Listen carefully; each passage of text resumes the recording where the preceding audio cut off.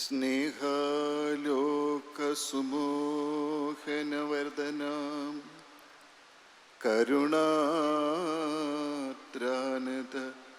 നയനാം രമ്യാം ശ്രുതജനപാലന വ്യഗ്രാം സൗമ്യാം അമൃതാനന്ദമയീം പ്രണമാമി.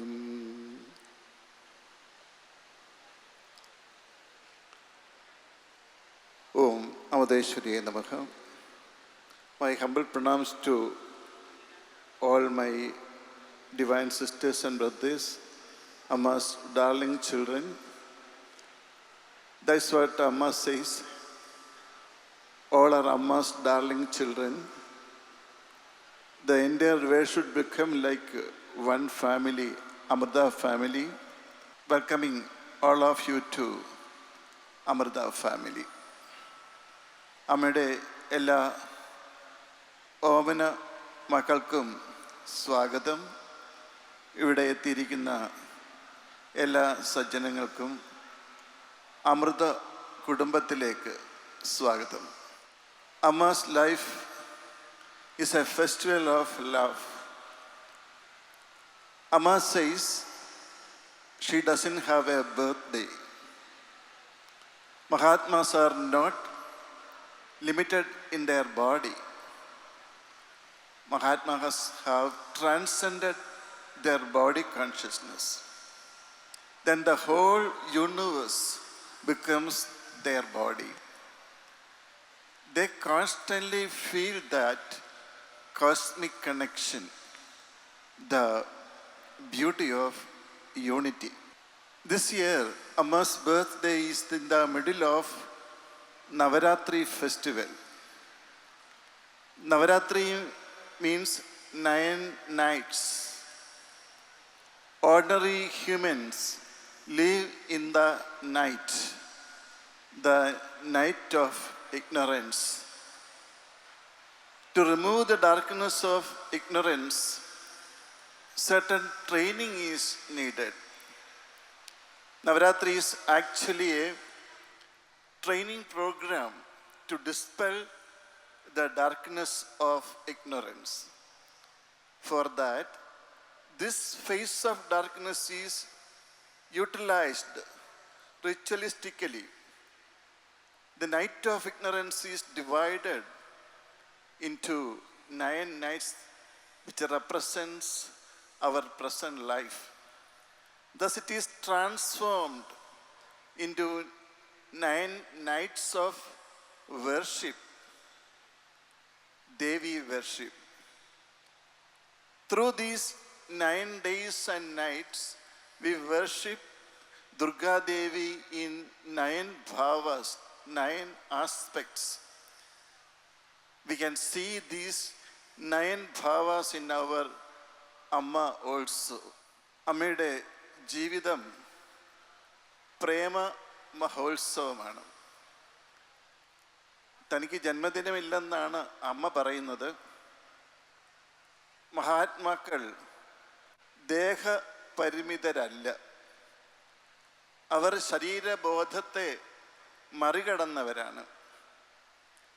ഈ വിശ്വം മുഴുവനും അവരുടെ ശരീരമാണ് എന്നാണ് അവർക്ക് തോന്നുന്നത്. ഒരുമയുടെ സൗന്ദര്യം നിരന്തരം അനുഭവിച്ചറിഞ്ഞുകൊണ്ടിരിക്കുന്ന മഹാത്മാക്കൾക്ക് ജനനവും മരണവും ഇല്ല. എങ്കിലും നമ്മൾ അമ്മയുടെ ജന്മദിനം ആഘോഷിക്കുന്നു ശരീരത്തിൻ്റെ ജനനം അനുസരിച്ച്. ഇത്തവണ അമ്മയുടെ ജന്മദിനം നമ്മൾ ആഘോഷിക്കുന്നത് നവരാത്രി ഉത്സവത്തിൻ്റെ കൂടെയാണ്. നവരാത്രി 9 രാവുകൾ നമ്മുടെ ജീവിതത്തെ മുഴുവനും പ്രതിനിധീകരിക്കുന്നു. അജ്ഞതയിൽ കഴിയുന്ന, അജ്ഞതയുടെ അന്ധകാരത്തിൽ കഴിഞ്ഞ നാളുകൾ 9 രാവുകൾ. ഈ രാവുകളെ നമ്മൾ അനുഷ്ഠാനത്തിൻ്റെ ദിനങ്ങളാക്കി മാറ്റുന്നു. അന്ധകാരത്തിൻ്റെ രാത്രി, അജ്ഞതയുടെ രാത്രി അകറ്റുവാൻ പരിശീലനം ആവശ്യമാണ്. ആ പരിശീലനമാണ് നവരാത്രി പൂജ. അന്ധകാരം അകറ്റാനുള്ള പരിശീലനം. അതിനായി അന്ധകാരത്തിൻ്റെ കാലഘട്ടത്തെ അനുഷ്ഠാനത്തിനായി വിനിയോഗിക്കുന്നു. നമ്മുടെ ജീവിതത്തിൻ്റെ ഓരോ നിമിഷവും ഈശ്വരപൂജയാക്കി മാറ്റാൻ സാധിക്കും. അജ്ഞതയുടെ രാത്രികളെ 9 വിഭജിച്ചിരിക്കുന്നു. അങ്ങനെ 9 രാത്രികളിലെ ആരാധനയായി അതിനെ മാറ്റിയിരിക്കുന്നു. 9 ഭാവങ്ങളിൽ ദേവിയെ ആരാധിക്കുന്നു. ഈ 9 ഭാവങ്ങൾ നമുക്ക് നമ്മുടെ അമ്മയിലും കാണാൻ സാധിക്കും. There is only one God, but God's qualities are infinite. Our ancient rishis have picturized them as various devatas or deities. They are Devi's diverse aspects. In Navaratri, there are 9 such aspects. Their names are Shailaputri, Brahmacharini, Chandrakhanda, Kushmanda, Skandamada, Katyayani, Kalaratri, Mahagauri, Siddhidatri. Actually, Durga Devi is Shiva Shakti, Adi Parashakti. The 9 aspects of Durga Devi are referred to as Navadurga. They are picturized as 9 forms of the Divine Mother, 9 faces of Durga. Each day is devoted to the worship of each aspect of Goddess Durga. Durga is considered as Dukkha Vinashini, the remover of all sorrows and sufferings. Durga is the manifestation of Adishakti, Adiparashakti, primordial energy. She is also called by the name Parvati. We are very familiar with the 3 forms of Durga: Mahasaraswati, Mahalakshmi, Mahakali. Each of these 3 forms have further 3 forms each. They are the Navadurga. Here, Nava means 9. 9 special qualities of Durga Devi are picturized and worshipped through these 9 nights. Accordingly, Devi's form changes from day to day. Shailaputri is the nature aspect. Brahmacharini is the bhakti aspect, devotion aspect. Chandrakhanda, Shiva Shaityaikya Rubini. Kushmanda, auspicious beginning of creation. Skandamada represents Madrubhava. Kalaratri, Katyayani represents protection, Samrakshana Bhava. Kalaratri represents destruction, dissolution, Guru Bhava. Mahagauri is the embodiment of purity and beauty, Mahatripura Sundari. Siddhidatri is the bestower of all-round prosperity. These 9 bhavas reflects in Amma's life also. I will try to explain it. I tried several times and never get enough time to complete it. I am trying again. Amma doesn't want me to reveal the secret of her divine Leela. ഈശ്വരൻ ഒന്നേ ഉള്ളൂ. പക്ഷേ ഈശ്വരൻ്റെ ഗുണങ്ങൾ അനന്തമാണ്. നമ്മുടെ മഹർഷിമാർ അവയെ വിവിധ ദേവതകളായി ചിത്രീകരിച്ചിരിക്കുന്നു. അവ ദേവിയുടെ ഭിന്ന ഗുണങ്ങളാണ്. നവരാത്രിയിൽ അത്തരം 9 ഭാവങ്ങളുണ്ട്. അവരുടെ പേരുകൾ ശൈലപുത്രി, ബ്രഹ്മചാരിണി, ചന്ദ്രഖണ്ഡ, കൂഷ്മാണ്ഡ, സ്കന്ദമാത, കാത്യായനി, കാളരാത്രി, മഹാഗൗരി, സിദ്ധിദാത്രി എന്നിവയാണ്. വാസ്തവത്തിൽ ദുർഗാദേവി ആദിപരാശക്തിയായ ശിവശക്തി തന്നെയാണ്. ദുർഗാദേവിയുടെ ഈ 9 ഭാവങ്ങളെ നവദുർഗ എന്ന് വിളിക്കുന്നു. ദുർഗയുടെ 9 രൂപങ്ങളായി ചിത്രീകരിച്ചിരിക്കുന്നു. ഓരോ ദിവസവും ദുർഗാദേവിയുടെ ഓരോ ഭാവത്തെ ആരാധനയ്ക്കായി വിനിയോഗിക്കുന്നു. ദുർഗയെ ദുഃഖവിനാശിനി ആയിട്ട് വാഴ്ത്തുന്നു. എല്ലാ ദുഃഖങ്ങളെയും ദുരിതങ്ങളെയും നീക്കുന്നവളാണവൾ. ആദിശക്തിയുടെ അവതാരമാണ് ദുർഗ. ആദിപരാശക്തി, സർവശക്തിയുടെയും ഉറവിടം പാർവതി എന്ന് വിളിക്കുന്നു. First it is Shailaputri. Shailaputri means daughter of the mountain. We have heard of the story of that Parvati is daughter of Himavan, the king of mountain. Shailaputri is the manifestation of Devi as the daughter of Himavan, daughter of the nature. Very strong, with strong determination, like a mountain, never moves from any principle. Devi's behavior as a small child, a major part of Amma's childhood days were spent with nature. Instead of playing around, Amma preferred loneliness or solitude. She tried to be in communion with nature. In the process, she started hugging trees, animals, and even inert objects, because Amma could see her own reflections everywhere. Amma says, I felt that the entire world is filled with mirrors. I could see my own reflections everywhere. Animals, birds, and cows took care of Amma when she was alone near the ocean side. No wonder Amma is Sagara Taneya, daughter of the ocean, daughter of the mountain, daughter of the nature. ഈ 9 ഭാവങ്ങൾ അമ്മയുടെ ജീവിതത്തിൽ പ്രതിഫലിക്കുന്നു.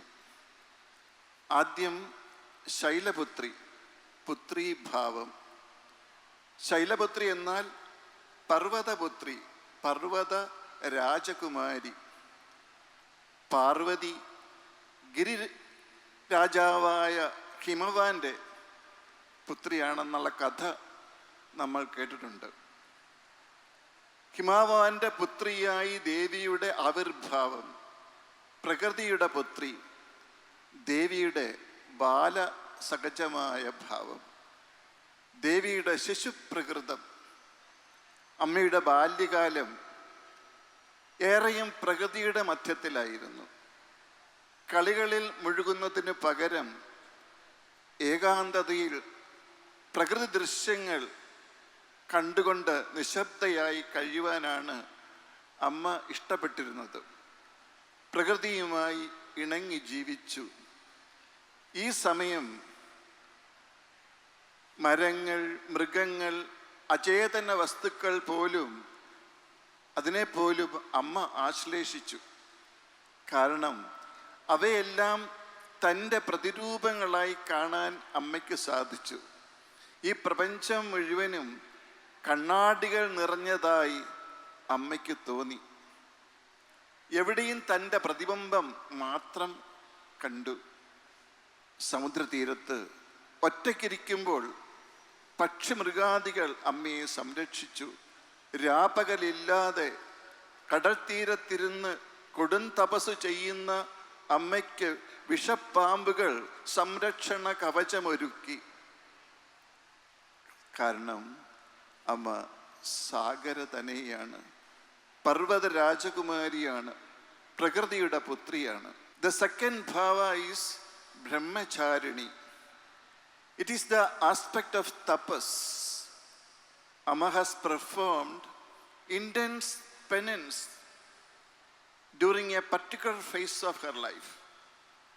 During that time, she was in an avaduta bhava, behaving to totally strange ways, or ways unknown and ununderstandable to ordinary people.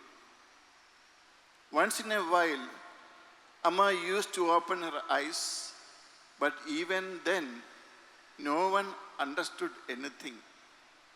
The word Brahma also signifies tapas. Brahmacharini means she who performs tapas, she who moves and lives in tapas. Amma was actually trying to teach us how to activate our divine nature through tapas. We know the story of Parvati Devi performing intense tapas, intense penance to merge with Lord Shiva. There was such a phase in Parvati Devi's life. This phase is actually a great message for all women. Women have to gather immense energy, especially spiritual energy. It is necessary in every field: personal life, professional life, and also spiritual life. It is very important for householders. It is needed to educate and bring up children. It is also required in order to bless the world, to transfer culture to the coming generation. The cultural existence of the world rests on the spiritual qualities and tapas of mothers, women. The Brahmacharini wears white robes. She carries the Kamandalu water bowl and the Rudraksha rosary in her hand. In the olden days, student life was considered as the Brahmacharya phase. It was the period of cultivating mental control, attaining self-control. For that, students were sent to Gurukulas. They had to come out of their comfort zone and go through the difficulties of life. Control over the mind and senses easily invites nature's grace and benevolence. It enables us to live in perfect tuning with the nature and its organization. During Amma's Brahmacharini's phase, Amma used to consume only tulasi leaves and water. She would not have any other food. She used to appear totally forgetful of the world around. Then nature protected. Eagles brought fish for Amma. Cows offered their milk to her. Dogs brought her food packets. Venomous cobras guarded her by positioning themselves around her. If you are in tapas, if you are ready to sacrifice your life for the world, it becomes the duty of the nature to protect you. The whole nature will offer protection. Amma once said, human minds couldn't understand me, but these animals could easily recognize me. They could understand my feelings. Tapas means not only sitting eyes closed, any activity bringing mental control is tapas. Tapas involves sacrifices. It's a process of awakening our energy, our inner energies, or spiritual energy. We can say that tapas is thus energizing activity. From Muladhara, the energy gets awakened and travels upwards as ojas. Ojas is the energy behind all creative activity.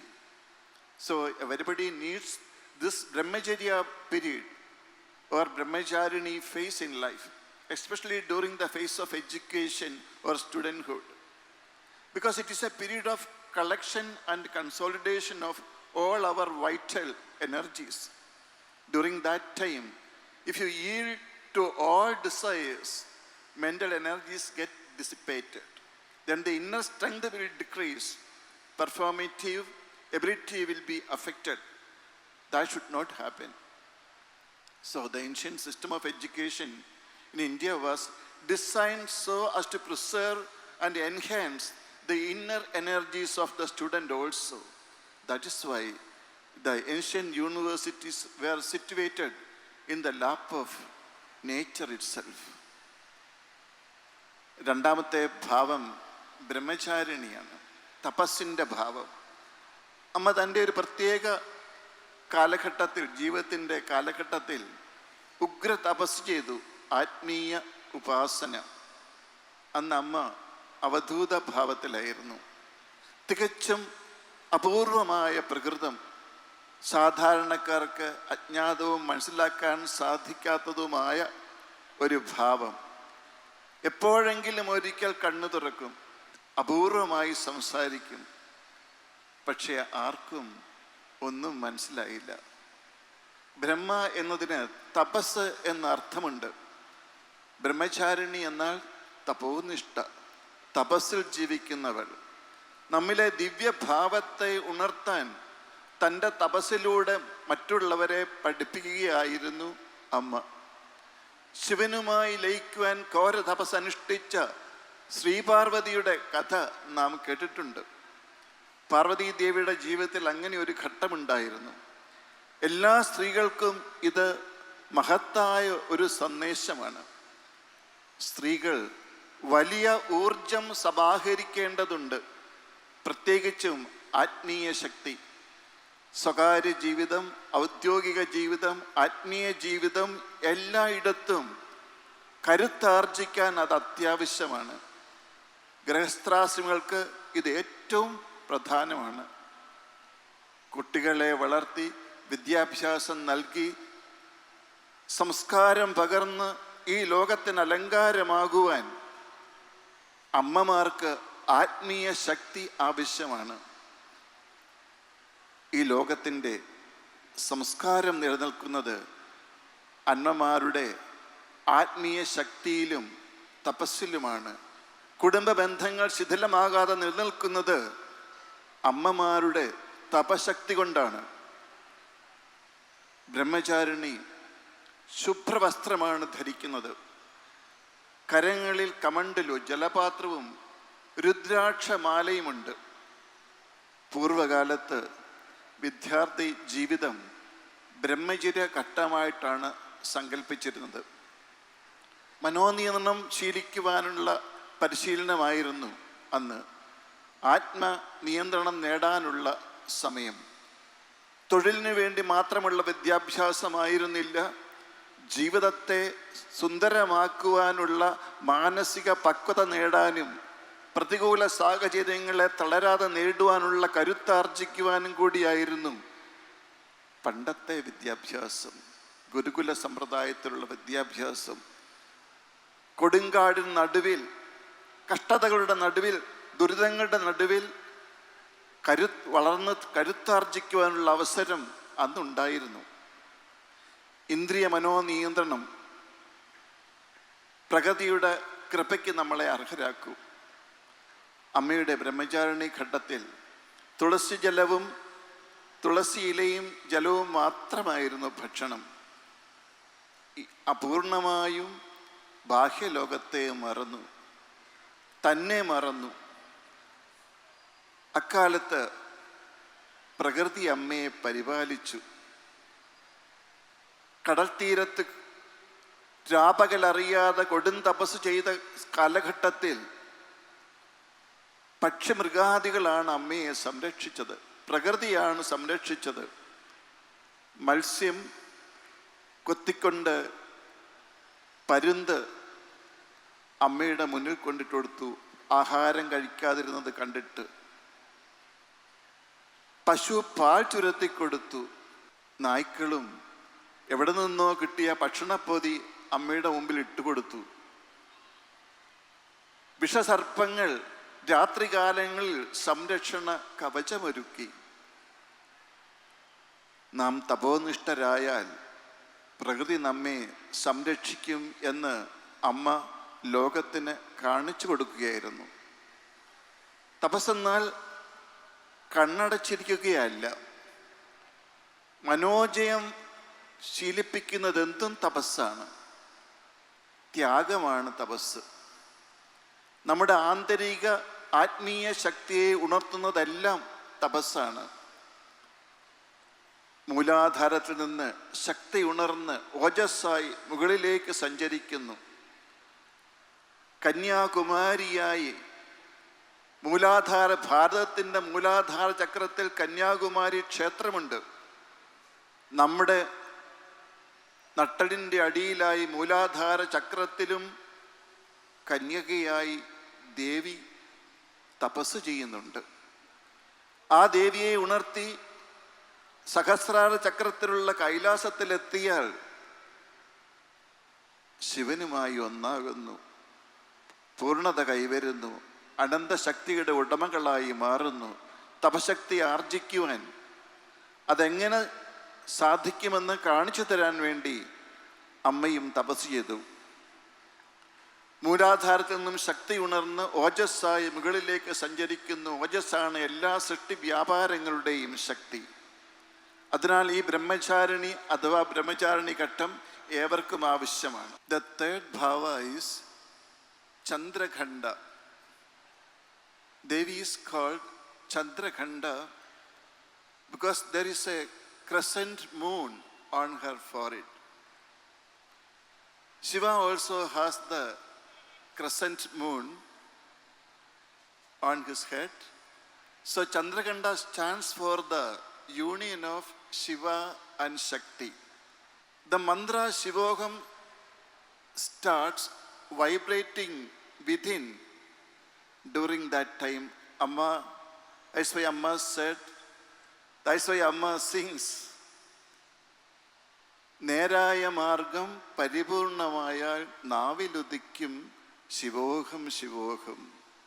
When the right path is fulfilled, automatically ശിവോഹം ശിവോഹം appears on the tongue. Shivoham means I am Shiva. I am that supreme truth, supreme consciousness. When the female qualities and male qualities in a person are awakened to equal degree, then we can say that the Chandrakhanda Bhava has been awakened. Once a scholar who was an expert in Lakshana Shastra came to meet Amma. Lakshana Shastra is the science of science. He said that he could see all the Lakshanas of Devi in Amma. He said she is not a male or female. Her voice is not the sound of a man or woman. Her color is not white or dark or black. Her fingers, toes, and feet are extremely beautiful like those of a child. The Vagdevadas sing in Lalita Sahasranama, Chambaka Shoga Punyaga Saugandhi Kalasarkaja. Devi's hair is decorated with fragrant celestial flowers like Chambagam, Ashogam, Punyagam, etc. Those flowers got their fragrance from Devi's hair.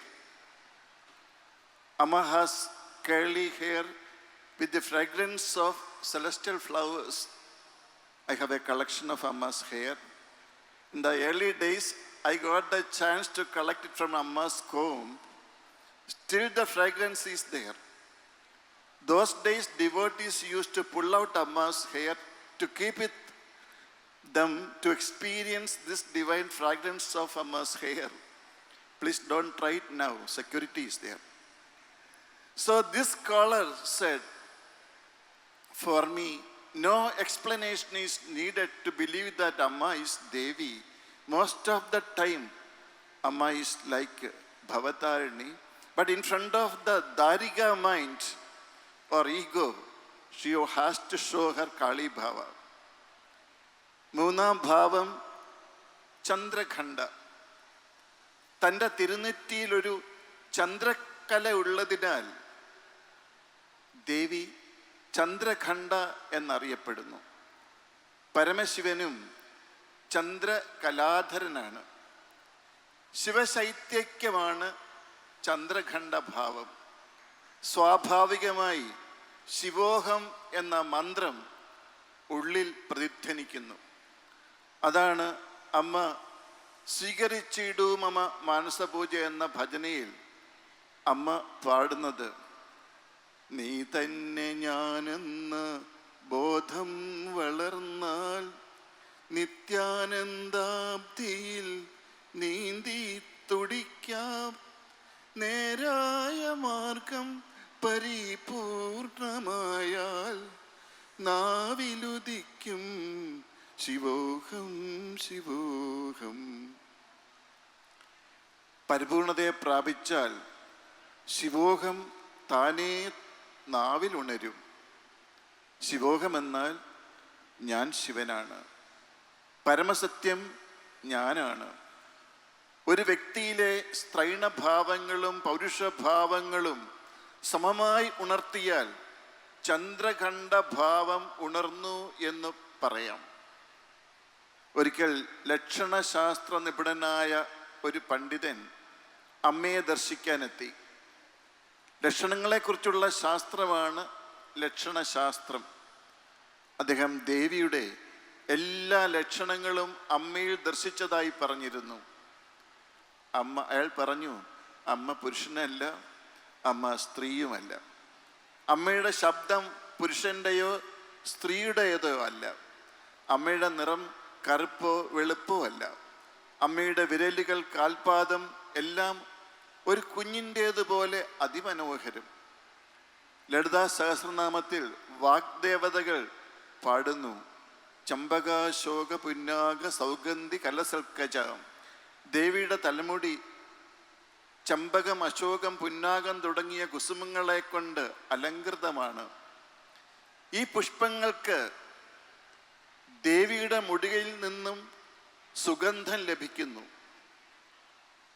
സ്വർഗകുസുമങ്ങളുടെ സൗരഭ്യം ഉള്ള ചുരുണ്ട മുടിയാണ് അമ്മയുടേത്. എൻ്റെ കയ്യിൽ അമ്മയുടെ മുടിയുടെ ഒരു ശേഖരം തന്നെ ഉണ്ട്. പണ്ട് കാലത്ത് അമ്മയുടെ ചീപ്പിൽ നിന്നും എടുത്തു വെച്ചതാണ്. ആ സുഗന്ധം അതിന് ഇന്നും ഉണ്ട്. ആരും പരീക്ഷിക്കരുത് കേട്ടോ. പണ്ട് കാലത്ത് അമ്മയുടെ ഭക്തന്മാർ അമ്മ അറിയാതെ പിന്നിൽ നിന്ന് മുടി വലിച്ചെടുക്കാറുണ്ടായിരുന്നു. അറിയാത്ത പാവത്തിൽ അമ്മ ഇരുന്നു കൊടുക്കുകയും ചെയ്യും. അവരാ മുടി കൊണ്ടുപോയി അമ്മയുടെ സുഗന്ധം എപ്പോഴും അനുഭവിക്കാൻ വേണ്ടി സൂക്ഷിച്ചു വെച്ചിരുന്നു. ഇന്ന് സെക്യൂരിറ്റി ഫോഴ്സ് ഉണ്ട് കേട്ടോ, സൂക്ഷിച്ചു വേണം. ആ ലക്ഷണശാസ്ത്ര വിദഗ്ധനായ പണ്ഡിതൻ പറഞ്ഞു, അമ്മ സാക്ഷാൽ ദേവി തന്നെയാണെന്നുള്ളതിന് വേറെ തെളിവുകളൊന്നും ആവശ്യമില്ല. അമ്മ മിക്കപ്പോഴും ഭവതാരിണി ഭാവത്തിലാണ്, ശാന്തയാണ്. പക്ഷേ അഹന്തയ്ക്ക് മുന്നിൽ, ദാരികനെ പോലെയുള്ള അഹന്തയ്ക്ക് മുന്നിൽ കാളീഭാവം എടുക്കേണ്ടി വരും. The fourth bhava is Kushmanda. It is the power that creates this universe. We can split this word into three, then we can understand the meaning more easily. Ku means some or a little. Ushma means heat or warmth. Anda means egg, like Brahmandam. Brahman cosmos in its egg form, nascent stage. It is this Srishti aspect of Devi, the creative aspect of Devi, who discharge the functions of Srishti, Sthiti and Samhara, creation, sustenance and dissolution. She who bore the entire world in her womb, the creative aspect of Parvati Devi. Amma has said, in those days, I felt the whole universe vibrating within me like a bubble. ഈ പ്രപഞ്ചം സൃഷ്ടിച്ച ശക്തിയാണത്. നാലാം ഭാവം കുഷ്മാണ്ഡ. ഈ വാക്ക് നമുക്ക് മൂന്നായി പിരിക്കാം. കു എന്നാൽ അല്പം, ഉഷ്ണം എന്നാൽ താപം, അണ്ഡം എന്നാൽ മുട്ട. ബ്രഹ്മാണ്ഡം എന്ന് പറയുന്നത് പോലെ ബ്രഹ്മം അതിൻ്റെ പ്രാരംഭഘട്ടത്തിൽ എന്ന് മനസ്സിലാക്കാം. സൃഷ്ടിഭാവമാണ് ദേവിയുടെ സൃഷ്ടിഭാവം. ദേവി തന്നെയാണ് സൃഷ്ടിസ്ഥിതി സംഹാരങ്ങൾ നടത്തുന്നത്. ഈ ലോകം മുഴുവനും തൻ്റെ ഉദരത്തിൽ വഹിക്കുന്നവൾ പാർവതി ദേവിയുടെ സൃഷ്ടിഭാവം. അമ്മ ഒരിക്കൽ പറഞ്ഞു, അമ്മയുടെ തപസ് ചെയ്യുന്ന കാലത്ത് ഈ പ്രപഞ്ചം തന്നിലൊരു കുമിള പോലെ സ്പന്ദിക്കുന്നതായി അനുഭവപ്പെട്ടു. പ്രപഞ്ചം മുഴുവനും ഉള്ളിൽ ഒരു കുമിളയായി സ്പന്ദിക്കുന്നതായി അനുഭവപ്പെട്ടു. The fifth bhava of Durga is Skandamata, Kartikeya's mother. That is why the name Skandamata, mother of Skanda. In this form, it is the manifestation of the motherly aspect. Devi has given birth to the cosmos and her maternal nature has been awakened. Maternal love, compassion, power, sacrifice, etc. are manifest in this aspect. We can see all these in Amma's life. After tapas, Namah Shivaya mantra started coming from Amma spontaneously. Actually, Shiva was not Amma's deity of worship, yet during tapas, the Shiva within get automatically awakened. Then she got the experience of Shivogam, the state of experience of that I am Shiva. Amma felt as if she is the mother of everything. We can imagine the love of a mother for her infant, but the love of Amma is 1,000,000 times more. It's easy for a mother to show her love and affection to her children, but for Amma, everybody is like an infant, and she feels like giving special care to everybody. She binds us with her divine love. Raga Swarupa Pashadhya. That is why all of us are here. ദുർഗയുടെ അഞ്ചാമത്തെ ഭാവം സ്കന്ദമാത, മാതൃഭാവം. ഈ രൂപം മാതൃഭാവത്തിൻ്റെ പ്രതിസ്ഫുരണമാണ്. പ്രപഞ്ചത്തെ പ്രസവിച്ച ദേവിയുടെ മാതൃഭാവം ഉണർന്നിരിക്കുന്നു. മാതാവിൻ്റെ പ്രേമം, കാരുണ്യം, ശക്തി, ത്യാഗം തുടങ്ങിയ ഗുണങ്ങൾ ഈ ഭാവത്തിൽ പ്രകടമാണ്. ഇതെല്ലാം നമുക്ക് അമ്മയുടെ ജീവിതത്തിലും കാണാം. തപസ്സിന് ശേഷം നമഃശിവായ മന്ത്രം അമ്മയിൽ നിന്ന് സ്വാഭാവികമായി ഉണ്ടായി. വാസ്തവത്തിൽ അമ്മയുടെ ആരാധനാമൂർത്തി ഇഷ്ടദേവത ശിവനായിരുന്നില്ല. എങ്കിലും തപോവേളയിൽ ശിവഭാവമുണർന്നു. ശിവോഹമെന്ന അനുഭവമുണ്ടായി. താൻ തന്നെ ശിവനെന്ന തോന്നലുണ്ടായി. താൻ വിശ്വമാതാവാണെന്ന അനുഭവമുണ്ടായി. ശിവശക്തി സ്വരൂപിണിയായി. ഒരു കുഞ്ഞിനോട് അതിൻ്റെ അമ്മയ്ക്ക് തോന്നുന്ന പ്രേമം നമുക്ക് ഭാവന ചെയ്യാൻ സാധിക്കും. എന്നാൽ അമ്മയുടെ പ്രേമം അതിനേക്കാൾ അനേക കോടി മടങ്ങ് കൂടുതലാണ്. തൻ്റെ സ്വന്തം കുഞ്ഞിനോട് സ്നേഹവും ലാളനയും പ്രകടിപ്പിക്കുവാൻ ഒരു മാതാവിന് എളുപ്പമാണ്. എന്നാൽ അമ്മ ഏവരെയും തൻ്റെ കുഞ്ഞായി കരുതി സവിശേഷമായ പ്രേമം ചൊരിയുന്നു. നമ്മെ ഏവരെയും ആ ദിവ്യപ്രേമത്താൽ ബന്ധിക്കുന്നു. അമ്മ രാഗസ്വരൂപ പാഷാഢ്യാണ്. അതിനാലാണ് നാം എല്ലാം ഇവിടെ എത്തിയിരിക്കുന്നത്.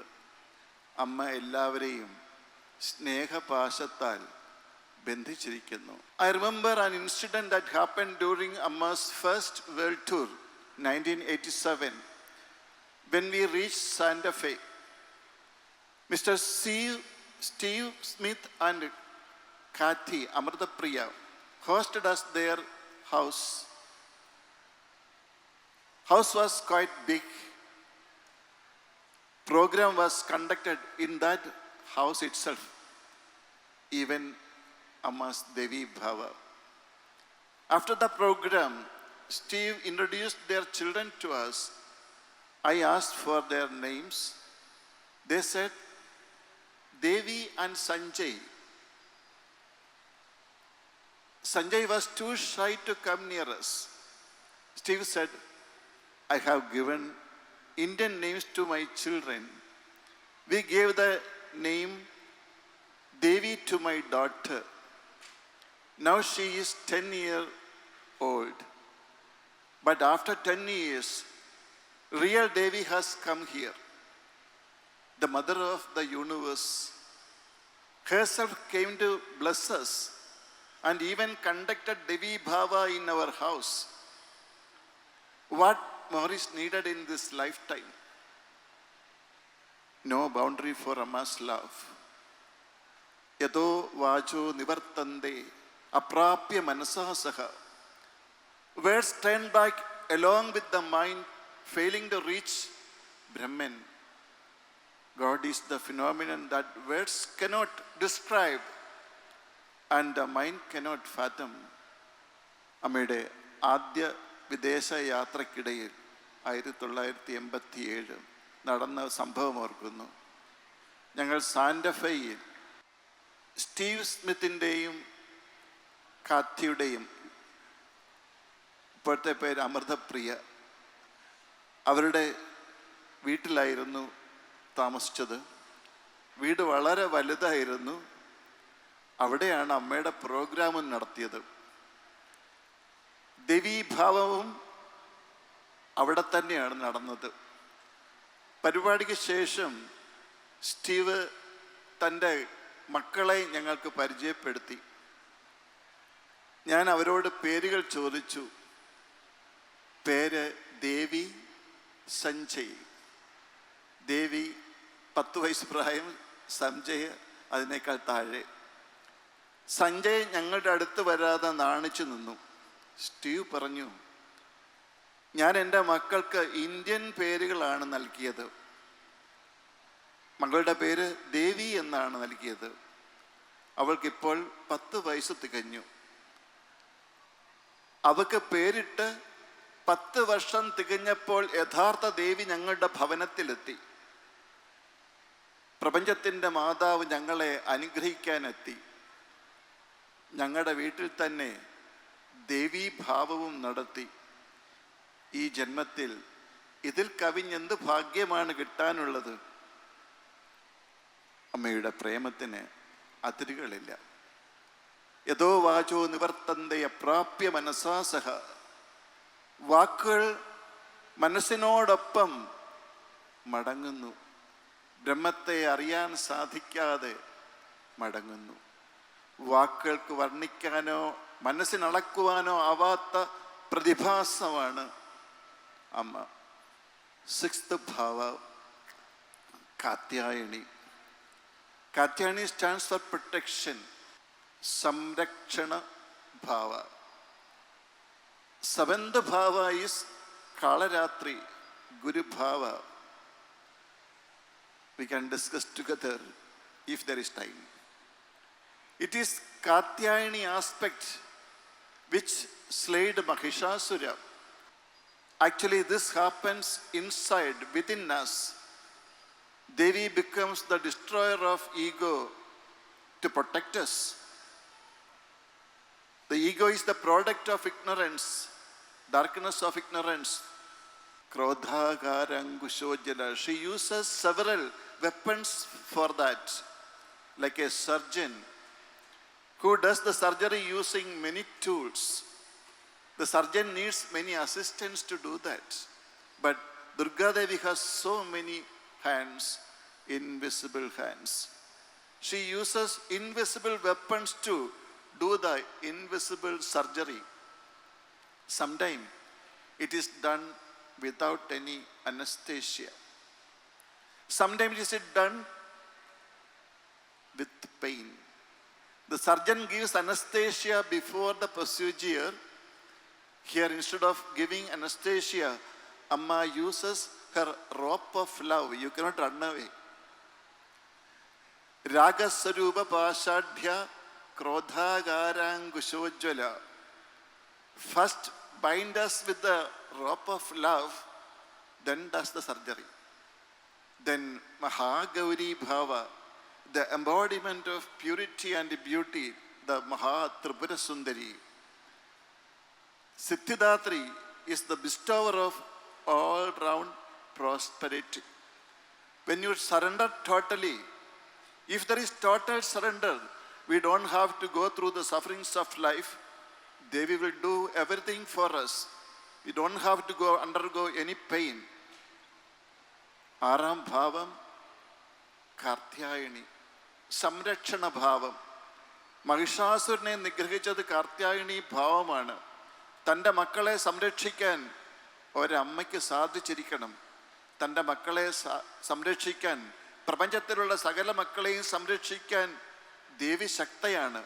പക്ഷേ വഴങ്ങിക്കൊടുക്കണം, സമർപ്പണ ഭാവം വേണം. ഉള്ളിലെ മഹിഷാസുരനെ ഇല്ലായ്മ ചെയ്യണം. വാസ്തവത്തിൽ ഇത് ബാഹ്യമായിട്ടല്ല, നമ്മുടെ ഉള്ളിലാണ് സംഭവിക്കുന്നത്. ദേവി അജ്ഞാനാന്ധകാരത്തിൽ ഉണ്ടാകുന്ന മതനാശിനിയാണ്, ക്രോധാകാരാങ്കുശോജ്ജലയാണ്. പല അദൃശ്യമായ ആയുധങ്ങളും പ്രയോഗിക്കേണ്ടി വരുന്നു. പല ഉപകരണങ്ങൾ ഉപയോഗിക്കുന്ന ശസ്ത്രക്രിയാ വിദഗ്ധനെ പോലെ. പക്ഷേ അയാൾക്ക് കുറേ ആളുകൾ സഹായത്തിന് വേണം. പക്ഷേ ദേവിക്ക് അനേകം കൈകളും കാലുകളുമുണ്ട്. അദൃശ്യമായ കരങ്ങൾ കൊണ്ട് ആരിലൂടെയൊക്കെയാണ് നമ്മെ ശസ്ത്രക്രിയ ചെയ്യുക എന്ന് മാത്രം മനസ്സിലാവില്ല. അതുകൊണ്ട് സമ്പൂർണ്ണ സമർപ്പണമുണ്ടെങ്കിൽ ജീവിതത്തിൽ ഒരു വേദനയും യാതനയും ഇല്ലാതെ പരമപദത്തിലെത്താൻ സാധിക്കും. അതിനാണ് ഗുരുഭാവത്തിൽ നമ്മുടെ അടുത്തേക്ക് അമ്മ വരുന്നത്. There are people who criticize the legend of Onam. Actually, Mahabali could surrender his ego at the feet of Lord Vishnu. It seems Vamana stamped down Mahabali into Padala Loga. Padala means Netherland. Stories are meant to teach us certain lessons. No guru has stamped on any disciple's head. It is the crown of ego that the disciple offers to the guru. It is the ego that guru stamps down. It is not easy for today's people to even imagine the Onam celebration of the ashrams, early days. I tried to say this during the Onam festival, but Amma did not give time. So there were many requests to tell me the balance. If Amma allow, I try. There were not many people. Those days in the ashram, there were not many people to help for the work. So we never tried to celebrate any festivals. Actually, a Pookalam, the floral design alone was the mark of Onam. The inmates did not have any interest in outward celebrations. Most of the time they used to immerse in meditation. Amma on her part would transform anything she did into celebration. In the shade of that overwhelming love, all celebrations had been forgotten. Amma's devotees used to wait eagerly for a chance to talk to the ashram inmates. For them, even death was a celebration. Then why would they be carried away by festivals? Amma had the magic of making every moment a festival. So no wonder all desires naturally dissolved away in front of Amma. At Onam time, Amma would call everybody around to play games, especially Kabaddi. To the onlooker, it would seem that Amma was engaged in foul play. Only later they would understand the spiritual principle behind the sport. even through games, the Guru teaches us spiritual principles. One Tiruvonam day, all Amma's children were busy. It was a time when children from the neighborhood were creating pookalams in the ashram yard. There were only very few brahmacharis then. When devotees came, they had to be served food. The supplies necessary to cook food, rice, groceries, all were brought to the nearby jetty in a small country crafts. From there, we started carrying them on our heads to the ashram. From a distance, Amma observed this. We had set out for this job without telling Amma. If Amma came to know, she also would come to carry her loads. That is why we went secretly. Amma helped in unloading them from our heads one by one. For a guru, assuming the karmic burden of the whole world, it was of course a simple job. That evening, Amma called us to the Kalari premises. Children, come, we shall play Onam games, Kabaddi. That is perfect. At that, a devotee spoke from behind. Kabaddi suit best for foul play. They knew Amma was an expert in foul play. After all, this whole universe itself is the false play of the embodiment of Maya, divine illusion. On one side, there were the brahmacharis. On the other, Amma and the daughters who used to sing bhajans. On the other side, the number of people were greater. To create the feeling that Devi's empowered female army was greater in strength, Amma and her daughters sounded a mass kurava. Amma is coming. Amma is coming, please. Let me stop. Oh, no, Shvaya.